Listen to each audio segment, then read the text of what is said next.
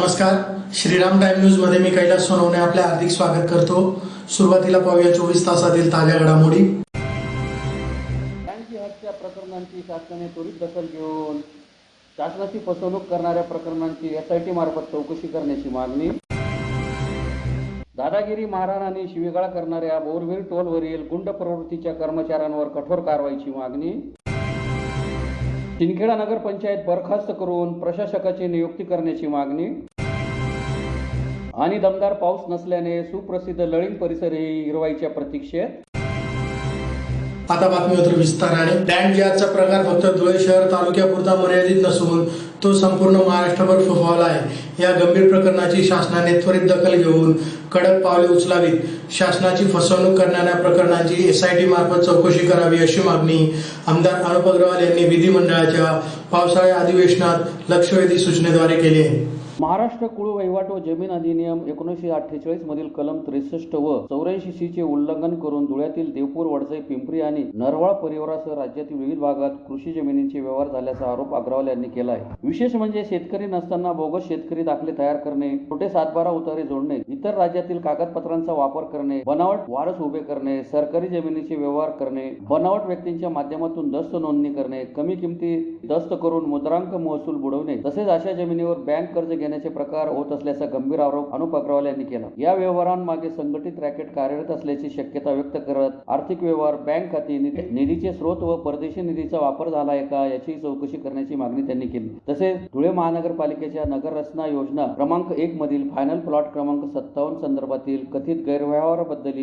आमदार अग्रवाल यांनी सभागृहाला सांगितले किंवा विशिष्ट समुदायाकडून होत असलेल्या खरेदीबद्दल त्यांनी पुरावे सादर केले। विशेषतः वडजई, पिंपरी, नरवाळ आणि देवपूर परिसरातील संशयास्पद जमीन व्यवहारांची चौकशी करण्याची मागणी अग्रवालांनी केली। तसेच बेकायदेशीररित्या हस्तांतरित झालेल्या जमिनी शासनाकडे जप्त कराव्यात असेही त्यांनी सांगितले। आमदार अग्रवाल यांच्या लक्षवेधी सूचनेवर उत्तर देताना राज्याचे महसूल मंत्री बावनकुळे यांनी सांगितले की राज्यात एखादी जमीन घ्यायची असेल तर तो शेतकरी असावा असा कायदा आहे। मात्र शेतकरी नसतानाही शेतजमीन खरेदीचे अनेक प्रकार राज्यभरात सुरू आहेत। यात राज्याबाहेरून आलेल्या अनेक जणांनी या शेतजमिनी विकत घेतल्या आहेत। शासन याबाबत जमाबंदी आयुक्तामार्फत तपासणी करत असून यासाठी मोहीम सुरू करत आहोत। यातून राज्यातील व राज्याबाहेरील शेतकरी नसताना किती जमिनींची खरेदी विक्री झाली आहे याची चौकशी केली जाईल। मुद्रांक अधिकाऱ्यांनाही खरेदी विक्रीची नोंद करताना राज्यात अथवा राज्याबाहेरील खरेदीदाराची कुठे जमीन आहे का याचा डेटा मिळणार आहे। त्यानुसार अशा गैरप्रकारांना आळा घातला जाईल तसेच यातील दोषींवर कठोर कारवाई केली जाईल असे सांगितले। क्रमांक 6 श्री अनुप भैया अग्रवाल। धन्यवाद अध्यक्ष महोदय। लक्षवेधी क्रमांक 6 अध्यक्ष महोदय वितरित केल्याप्रमाणे। अध्यक्ष महोदय, माझी आपल्यास विनंती आहे का जरा 2 मिनिटं अधिकचा वेळ घेणार आहे, कारण की लक्षवेधी फक्त माझ्या जिल्ह्यापुरते नव्हे तर पूर्ण महाराष्ट्रात लँड जिहादचे हे प्रकार चालू आहेत त्या विषयावरील लक्षवेधी। अध्यक्ष महोदय, महाराष्ट्र कुल वहिवाट व शेत जमीन अधिनियम 1948 मधील कलम 63 व कलम 84C च्या हेतूने कृषी जमीन केवळ पात्र शेतकऱ्यांच्या रहावी हा आहे। परंतु धुळे तालुक्यातील वडजई, पिंपरी, न्याळोद तसेच धुळे शहरातील देवपूर परिसरात या कायद्याच्या मोठ्या प्रमाणावर उल्लंघन झाल्याचे अनेक प्रकरण निदर्शनात आले। अध्यक्ष महोदय, या सर्व प्रकरणांमध्ये जवळपास मी फक्त एक 14 ते 15 प्रकरणं या ठिकाणी काढून आणलेले अध्यक्ष महोदय। आणि या प्रकरणात जसं बिहारचा व्यक्ती ज्याने प्लॉटचा उतारा लावून आणि शेती दाखवून या जागेची खरेदी केलेली आणि शेतकरी म्हणून त्याचा पुरावा जोडलेला अध्यक्ष महोदय। त्याचप्रमाणे अध्यक्ष महोदय, या सर्व प्रकरणांमध्ये पूर्ण चौकशी न करता जे अधिकारी आहेत यांनी कुठल्याच प्रमाणे कागदपत्र न तपासता या सर्व विषयांवर त्या ठिकाणी खरेदी करून दिलेली अध्यक्ष महोदय। उदाहरणार्थ 2012चा बोगस उतारा लावून 2020 मध्ये शेती जमीन त्या ठिकाणी खरेदी करण्यात आलेली आहे। अध्यक्ष महोदय, कोर्टाने एका जमीनची किंमत 50 लाखाहून अधिक त्या ठिकाणी दिलेली आहे, परंतु 2 लाखात ती जागा खरेदी करण्यात आली आणि शासनाचा महसूल त्या ठिकाणी बुडवण्यात आला। अध्यक्ष महोदय, एका ठिकाणी असा विषय झालेला आहे, शेत जमीन नेक नामदार गव्हर्नर मुंबई राज्य अशी नोंद असताना सदर जागेत फेरफार नोंद क्रमांक 478 अशा उल्लेख आहे. तरी देखील बनावट कागदपत्रांच्या आधारे सदर नोंद सापडत नाही असे दस्तावेज तयार करून सदर सरकारी भूखंडाची खरेदी विक्री व्यवहार लँड जियाद करण्यासाठी वापरण्यात आलेली. अध्यक्ष महोदय, सदर व्यवहार पिंपरी गावाच्या सर्वे क्रमांक 108/2 अ क्षेत्र 0.22 आर मोहम्मद जावीद मोहम्मद शबान अन्सारी विक्रेता हिना कैसर निसार अहमद यांनी या सर्व दस्तावेज खोटे, ज्याची तहसील ऑफिसमध्ये तलाठी ऑफिसमध्ये कुठंच नोंद नाही, अशा या खरेदी केलेल्या आहे. अध्यक्ष प्रश्न महोदय, घ्या प्रश्न घ्या. अध्यक्ष महोदय, मी पहिलेच सांगितलं, मला 1-2 मिनिटं द्या. अध्यक्ष महोदय, डेव्हलप केली, आता प्रश्न घ्या. हो अध्यक्ष महोदय घेतो. त्याचप्रमाणे अध्यक्ष महोदय, अशा भरपूर जागा आहेत. त्याच्यातील महत्वाची जे माझे प्रश्न आहेत अध्यक्ष महोदय, हे सर्व प्रकरण मी आपल्या माध्यमातून माननीय मंत्री महोदयांकडे सपूर्द करतोय. अध्यक्ष महोदय, या सर्व प्रकरणाची किती दिवसात आपण चौकशी करून हे सर्व प्रकरणांवर जे दोषी असतील यांच्यावर कारवाई करणार, या सर्व जमिनी सरकार जमा करणार का, याच्यात फॉरेन फंडिंग चाही मला शंका आहे. अध्यक्ष महोदय, जे अधिकारी याच्यात दोषी असतील त्यांच्यावर किती दिवसात आपण कारवाई करणार, या सर्व जमिनींचे प्लॉट पाडून त्या ठिकाणी विशिष्ट समाजाला त्या ठिकाणी जागा देऊन एक विशिष्ट समाजाचा रहवास वाढवणे हे प्रयोजन याच्यात आहे. सर्व विषय लँड जिहादचे आहे. अध्यक्ष महोदय, तरी माझी आपल्या माध्यमातून मंत्री महोदयांना विनंती आहे का या सर्व गोष्टींवर तातडीने योग्य ती कारवाई करावी. माननीय मंत्री महोदय. अध्यक्ष महोदय, खरं तर माननीय अनुपभाई अग्रवाल यांनी धुळे जिल्ह्यातील जे आपला कुळ कायदा आहे त्यामध्ये ज्या 1948च्या कलम 63(1) नुसार कुळ कायद्यानुसार अशी तरतूद आहे की राज्यात एखादी जमीन घ्यायची असेल तर तो शेतकरी असावा. आता राज्यामध्ये असे प्रकरण खूप चालू आहे की शेतकरी नसतानाही काही जमिनी खरेदी करतात. जसा परवा काल जयंत पाटील साहेबांनी उल्लेख केला की सिंदूरचं जे मोपा विमानतळ झाला आहे, मोपा विमानतळाच्या आजूबाजूला सिंदूरच्या दोडामार्ग तालुक्यामध्ये राज्याबाहेरच्या लोकांनी मोठ्या प्रमाणात जमिनी घेतल्या आहेत. तर राज्यामध्ये हा किती आता आकडा असेल हे जरा शासन याच्याबद्दल जमाबंदी आयुक्त आम्ही सर्व याच्यामध्ये तपासणी करतोय. एक राज्याची मोहीम घेणार आहात. या राज्यामध्ये या राज्याचा किंवा शेतकरी नसताना या ठिकाणी राज्यातल्या किती जमिनी कोणी कोणी या ठिकाणी विकत घेतलेल्या आहेत याचा एक पूर्ण संपूर्ण राज्याचं आम्ही मॅपिंग करणार आहोत. त्याची आम्ही कारवाई सुरू करतोय. एवढंच नाही तर आता आपण मुद्रांक अधिकारी जे आहेत त्यांना आता ॲक्सेस दिलेला आहे की रजिस्ट्री करायला कोणी आला तर त्याला त्याचा सातबारा या राज्यामध्ये कुठे आहे का किंवा राज्यात त्याची जमीन आहे का याचं संपूर्ण डेटा त्याला मिळणार आहे मुद्रांक अधिकाऱ्यांना. मुद्रांक अधिकाऱ्याला एखादी रजिस्ट्री करताना जर त्याला वाटलं की ही बाहेरची व्यक्ती आहे राज्याबाहेरची. धुळे ग्रामीण व शहरातील नागरिकांना हेतुपुरस्सर वारंवार दादागिरी, मारहाण आणि शिवीगाळ करणाऱ्या बोरवेल टोल नाक्यावरील गुंड प्रवृत्तीच्या कर्मचाऱ्यांवर कठोर कायदेशीर कारवाई करावी तसेच माजी आमदार शरद पाटील यांच्यावरील गुन्हा रद्द करावा या मागणीसाठी धुळे जिल्हा सकल मराठा समाजातर्फे जिल्हाधिकारी कार्यालयासमोर निदर्शने करून निवेदन देण्यात आले आहे. धुळे ग्रामीण व शहरातील नागरिकांना हेतुपुरस्सर वारंवार दादागिरी, मारहाण आणि शिवीगाळ करणाऱ्या बोरवेल टोल नाक्यावरील गुंड प्रवृत्तीच्या कर्मचाऱ्यांवर कठोर कायदेशीर कारवाई करावी तसेच माजी आमदार शरद पाटील यांच्यावर दाखल झालेला खोटा गुन्हा रद्द करावा या मागणीसाठी धुळे जिल्हा सकल मराठा समाजातर्फे जिल्हाधिकारी कार्यालयासमोर निदर्शने करून निवेदन देण्यात आले. निवेदनात म्हटले आहे की नुकतेच धुळे ग्रामीणचे माजी आमदार शरद पाटील यांचा टोल नाक्यावरील वादाबाबतचा व्हिडिओ प्रसारित करण्यात आला आहे. हा प्रकार हेतुपुरस्सर जाणून बुजून व बदनामी करण्याच्या उद्देशाने घडला आहे. बोरवेल टोल नाका येथील कार्यरत सर्वच कर्मचारी, सर्वसामान्य नागरिक, मराठा समाजाचे कार्यकर्ते, नेते, इतर सामाजिक कार्यकर्ते, शेतकरी यांना अनेक वेळा वारंवार दमदाटी, अंगावर धावून जाणे, मारहाण करणे, शिवीगाळ करणे असे प्रकार करीत असतात. बोरवेल टोलवरील अनेक कर्मचारी हे गुंड प्रवृत्तीचे व गुन्हेगारी पार्श्वभूमीचे आहेत. संबंधित टोल नाक्याच्या मनुष्यबळाच्या ठेकेदाराने जाणून बुजून व हेतु हेतुपुरस्कर बोरवेल टोल नाक्यावर गुन्हेगारी पार्श्वभूमी असलेले व गुंड प्रवृत्तीच्या लोकांना कामावर ठेवले आहे. हे सर्वच कर्मचारी वारंवार वाहन चालकांशी उज्जत घालतात. वेळ प्रसंगी वाद वाढून सर्वजण मिळून वाहन चालकाला मारहाण देखील करतात. असे अनेक प्रकार यापूर्वी बोरवेल टोल नाक्यावर घडले आहेत. आजच्या गुन्हेगारीच्या वातावरणात वाद नको व जीवाच्या भीतीने कोणताही वाहन चालक व सर्वसामान्य नागरिक शेतकरी हे टोल नाकेवाल्यांशी वाद घालत नाही. कारण हे गुन्हेगारी व गुंड प्रवृत्तीचे कर्मचारी केव्हा कोणाचे जीवाचे बरे वाईट करतील याचा नेम नाही. यामुळे धुळे शहरातील नागरिकांना बोरवेल टोल वरून जाताना भीती असते. मुळात या ठिकाणी कुठल्याही प्रकारचे टोल नाक्याचे सर्व नियम पाळले जात नाहीत. स्कॅनिंगसाठी उशीर झाल्यास पांढरी पट्टीच्या पुढे ट्रॅफिक गेल्यास वाहने मोफत विना टोल सोडण्याचा नियम आहे. परंतु टोलवरील गुंड प्रवृत्तीचे कर्मचारी मनमानी पद्धतीने वाहन चालकांकडून टोल वसूल करतात. वास्तविक बोरवेल टोल नाक्याला गुन्हेगारी व गुंड प्रवृत्तीच्या कर्मचाऱ्यांची गरजच काय असा मोठा प्रश्न निर्माण होतो. अशा गुन्हेगारी व गुंड प्रवृत्तीच्या कर्मचाऱ्यांच्या माध्यमातून टोल नाक्यावर काही अवैध किंवा बेकायदेशीर व 2 नंबरची कामे तर होत नाहीत ना, याची चौकशी होणे गरजेचे आहे. बोरवेल टोल नाका येथे काम करणाऱ्या प्रत्येक कर्मचाऱ्याचे पोलीस व्हेरिफिकेशन सर्टिफिकेट तपासण्यात यावे, जेणेकरून त्यांची गुन्हेगारी पार्श्वभूमी पोलिसांच्या लक्षात येईल. तसेच पोलीस व्हेरिफिकेशन मध्ये ज्या कर्मचाऱ्यांनी गुन्हेगारी पार्श्वभूमी निघेल त्यांना त्वरित बोरवेल टोल नाक्याच्या कामावरून काढून टाकण्यात यावे. तसेच ज्यांनी पोलीस व्हेरिफिकेशन केलेले नाही अशा देखील कर्मचाऱ्यांना त्वरित कामावरून कमी करावे. सद्यस्थितीत असलेला मनुष्यबळाच्या ठेकेदाराचा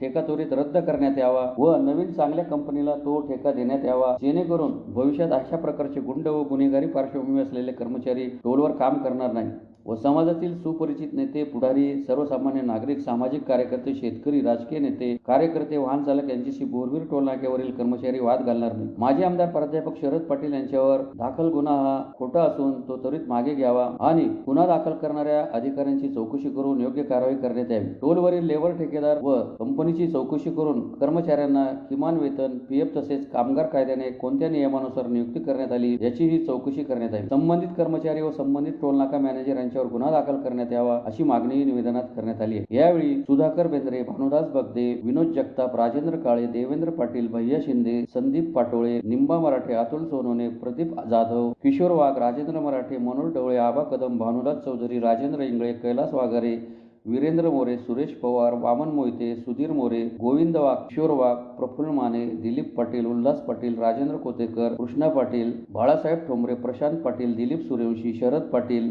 शुभम पाटील, गौरव सोनवणे, कुणाल पाटील, मनोहर मोरे आदी उपस्थित होते. पाटील साहेब यांच्याशी जो वाद घालण्यात आला आणि त्या संदर्भात संबंधित टोल चालक यंत्रणेने त्यांच्या विरोधामध्ये जो खोटा गुन्हा दाखल केलेला आहे, खोटा गुन्हा दाखल करत असताना ज्या यंत्रणेने तो गुन्हा दाखल करून घेतला त्यांनी सुद्धा याची प्रायमा फेसी काही चौकशी केली नाही. थोडक्यात शरद पाटील साहेब हे माजी आमदार आहे आणि त्यांनी टोल नाक्यावर गेटवर गेलं असताना त्यांनी त्यांचं कार्ड दाखवलं. त्यांनी काय चुकीचं केलं? त्यांच्याकडे कार्ड होतं, त्या कार्डच्या मागे शासनाने कायदा कलम सहित त्यांना सूड जाहीर केलेली आहे. तर प्रथम त्यांनी कार्ड दिल्यानंतर संबंधितांनी त्यांना आरेरावीने भाषा वापरली, त्यामुळे त्यांच्यामध्ये थोडासा वाद झाला. मला असं म्हणायचं आहे की टोल नाक्याचा धंदाच असा आहे की तिथे रोजच्या दुनियाभरच्या भानगडी होतात. टोल चालक जे ते काय रोज गुन्हे दाखल करायला जातात का? नाही. केवळ आणि केवळ टोल चालकाने माजी आमदार शरद पाटील यांची सामाजिक प्रतिष्ठा खालावली गेली पाहिजे, त्यांचं चारित्र्य हनन झालं पाहिजे, या द्वेष बुद्धीने त्यांनी हा गुन्हा दाखल केलेला आहे. बरं, संबंधित जी यंत्रणा आहे त्यांनी सुद्धा याची शहानिशा करायला पाहिजे होती. ठीक आहे की त्यांच्याकडे ते कार्ड आहे, त्यांनी 125 रुपयाचा टोल भरलेला आहे, ही किरकोळ गोष्ट आहे, पण याला संबंधित टोल चालक यंत्रणेने मुद्दामहून मोठं स्वरूप दिलेलं आहे. कारण काय? तर शरद पाटील यांची सामाजिक प्रतिष्ठा खालावली गेली पाहिजे. या संदर्भात आम्ही आज सकल मराठा समाज धुळे संपूर्ण माननीय जिल्हाधिकारी साहेब यांना निवेदन देत आहोत आणि या घटनेचा जाहीर निषेध करीत आहोत. जय जिजाऊ, जय शिवराय.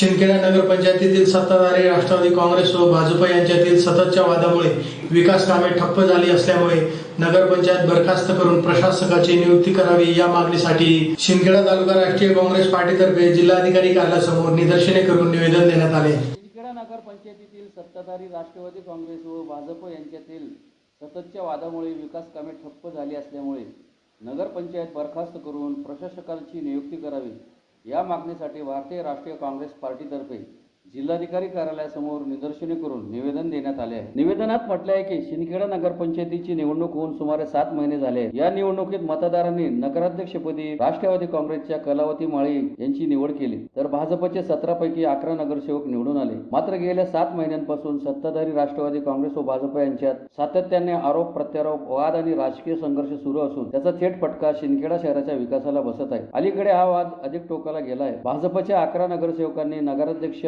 पुत्र यांच्याकडून नगरपंचायत अधिकाऱ्यांना दमदाटी करण्यात येत असून अधिकाऱ्यांसाठी असुरक्षित वातावरण निर्माण झाले असल्याचा आरोप करत नगराध्यक्षांना पदच्युत करून संबंधित व्यक्तीवर गुन्हा दाखल करण्याची मागणी केली आहे. तर दुसरीकडे नगराध्यक्ष समर्थक नगरसेवकांनी भाजपचे 11 नगरसेवक आपल्या बहुमताचा दुरुपयोग करून विकास कामांना सहकार्य करत नसून स्थायी समितीच्या बैठकीत लोकहिताच्या प्रस्तावांना मंजुरी देत नसल्याचा आरोप केला आहे. या परस्पर आरोप प्रत्यारोपामुळे नगरपंचायतीचे काम पूर्णपणे विस्कळीत झाले असून दोन्ही गटांकडून एकमेकाविरोधातल्या तक्रारी निवेदनाद्वारे आपल्या कार्यालयापर्यंत पोहोचल्या आहेत. या परिस्थितीत नागरिकांच्या मूलभूत प्रश्नाकडे पूर्णपणे दुर्लक्ष होत आहे. शहरातील रस्त्याची दुरावस्था, अपूर्ण गटारी, विस्कळीत पाणी पुरवठा, स्वच्छतेचा अभाव, दिवा बत्तीच्या समस्या तसेच इतर अनेक विकास कामे रखडलेली आहेत. या दोन्ही गटातील संघर्षामुळे शिंदखेडा शहराचा विकास पूर्णपणे ठप्प झाला आहे. त्याची मोठी किंमत सामान्य नागरिकांना मोजावी लागत आहे. त्यामुळे शिंदखेडा तालुका काँग्रेस पक्षातर्फे आपणास नम्र विनंती की शिंदखेडा नगरपंचायतीतील सद्यस्थितीची उच्चस्तरीय चौकशी करण्यात यावी. नगरपंचायतीतील प्रशासकीय व राजकीय गतिरोध लक्षात घेता कायदेशीर तरतुदीनुसार शिंदखेडा नगरपंचायत बरखास्त करण्याची कारवाई करण्यात यावी. शहरातील विकास व नागरी सुविधा सुरळीत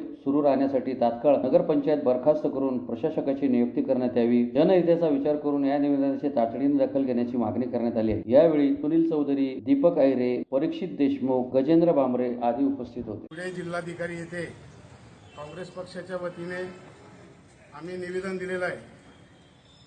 या ठिकाणी उपजिल्हाधिकारी संदीप पाटील साहेब यांना निवेदन देताना शिंदखेडा नगरपंचायतला 8 महिन्यापासून जो काही निवडणूक पिरियड झाला आणि त्याच्यानंतर सुद्धा जो घोड कारभार चालू आहे, जनतेच्या हितासाठी ज्या गोष्टी अध्यक्ष आणि स्थायी सभापती आणि सर्व सन्मान्य नगरसेवकांनी केल्या पाहिजे त्या या ठिकाणी होताना दिसत नाही आहेत. ज्या ठिकाणी शिंदखेडा नगरपंचायतच्या घोड कारभारामुळे जनतेच्या मूलभूत गरजा, जेणेकरून आज शिंदखेडा शहरात 9 बोरवेल बंद आहेत. त्याचप्रमाणे पावसाळा लागलेला आहे, गटारी साफ होत नाही, लवण साफ होत नाही. अतिशय पाणी योजना जी आपली 21 कोटीची योजना अपूर्ण अवस्थेत असून सुद्धा 23 कोटीची योजना त्या ठेकेदाराला देण्यात आली, त्याची चौकशी न होता या ठिकाणी त्या ठेकेदाराचं मोठं गोडबंगालचं राजकारण आजही समजत नाही आणि त्या ठेकेदाराला देऊन निकृष्टपणे असे काम केलेल्या त्या ठेकेदारावर कारवाई झाली पाहिजे. अशा परिस्थितीत नगरपंचायतीच्या आम्ही याआधी 1 महिना अगोदर मुख्याधिकारी यांना निवेदन दिलं होतं की या अशा घोड कारभाराच्या विरोधात नगरपंचायत बरखास्त करून या ठिकाणी प्रशासक नेमावा आणि प्रशासकाला या मूलभूत गरजेसाठी मान्यता द्यावी. त्यासाठी आज जिल्हाधिकारीकडे तेच निवेदन आम्ही या ठिकाणी देण्यात आलेलं आहे आणि जनतेला कुठंतरी दिलासा देण्यासाठी प्रशासक बसवून त्या मूलभूत गरजा जनतेला मिळाव्यात यासाठी या काँग्रेसतर्फे आज निवेदन देण्यात आलं आहे. धुळे शहरासह जिल्ह्यात अनेक ठिकाणी दमदार पाऊस नसल्याने शहराजवळ सुप्रसिद्ध लळिंग परिसरी हिरवाईच्या प्रतीक्षेत असून शेतकरी वर्ग पेरणीच्या प्रतीक्षेत आहे. जिल्ह्यात मान्सून सुरू होऊन आठवडाभराचा काळ लोटला आहे. मात्र धुळे शहरासह संपूर्ण जिल्ह्यात अजूनही दमदार पाऊस झालेला नाही. त्यामुळे एकीकडे शेतकरी पेरणीच्या प्रतीक्षेत आहेत, तर दुसरीकडे शहराजवळ प्रसिद्ध लळिंग परिसरही हिरवाईसाठी आसुसला आहे. धुळे जिल्ह्यात जूनच्या शेवटच्या आठवड्यात मान्सूनने प्रवेश केला. त्यानंतर तुरळक आणि हलक्या स्वरूपाच्या सरी पडल्या. मात्र शेतीच्या कामासाठी आवश्यक असा जोरदार पाऊस अद्याप झालेला नाही. शहरातील तापमानात थोडी घट झाली असली तरी रस्ते आणि नाले केवळ ओले होण्यापुरताच पाऊस पडत आहे. धरणे आणि पाणी साठ्यांमध्ये लक्षणीय वाढ झालेली नाही. धुळ्याचे नंदनवन म्हणून ओळखल्या जाणाऱ्या लळिंग परिसरातही यंदा हिरवाई दिसत नाही. दरवर्षी पावसाळ्यात हिरवेगार होणाऱ्या डोंगर रांगा यंदा अजूनही करड्या आहेत. पर्यटकांची गर्दी वाढवणारे लळिंगचे धबधबे सुरू झालेले नाही. त्यामुळे परिसरातील हॉटेल, टपरी आणि स्थानिक व्यवसायावर याचा परिणाम झालाय. शेतकऱ्यांनी शेतातील मशागत आणि पेरणीपूर्व तयारी पूर्ण केली आहे. मात्र पुरेसा पाऊस नसल्याने पेरणीला मुहूर्त मिळत नाही. कपाशी, सोयाबीन, बाजरी, ज्वारीची पेरणीला उशीर होत असल्याने शेतकरी वर्ग चिंतेत आहेत. एकंदरीत मान्सून दाखल होऊनही धुळे जिल्हा अद्याप दमदार पावसाच्या प्रतीक्षेत आहे. लळिंगची हिरवाई आणि शेतकऱ्यांची पेरणी दोन्ही आता चांगल्या पावसावर अवलंबून आहे. पुन्हा एक नजर ठळक घडामोडींवर. बँक हत्या प्रकरणांची शासनाने त्वरित दखल घेऊन शासनाची फसवणूक करणाऱ्या प्रकरणांची SIT मार्फत चौकशी करण्याची मागणी.